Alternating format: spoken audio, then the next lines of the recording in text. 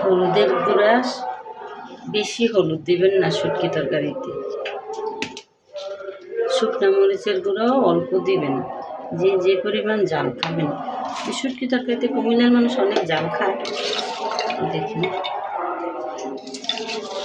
শুটকি, কাঁচামরিচ, বেশি করে রসুন কেটে দিবেন, তারপর লবণ যেটুকু লাগে বুঝে দিবেন, একসাথে দিবেন না, লাগলে আবার দিবেন। এইভাবে চুলা বসে দিবেন।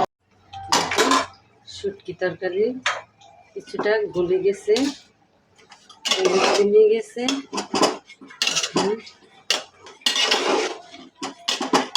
এতটা বেশি রান্নার কারণ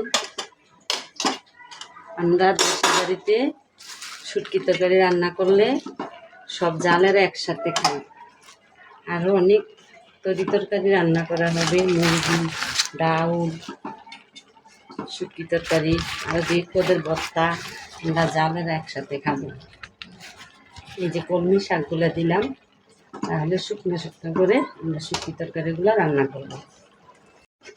আমার শুটকি তরকারি রান্না শেষ। আপনারা এইভাবে রান্না করে খেয়ে দেখবেন, আমাদের কুমিল্লার মানুষ তেল ছাড়া কীভাবে রান্না করে খায়। আপনারা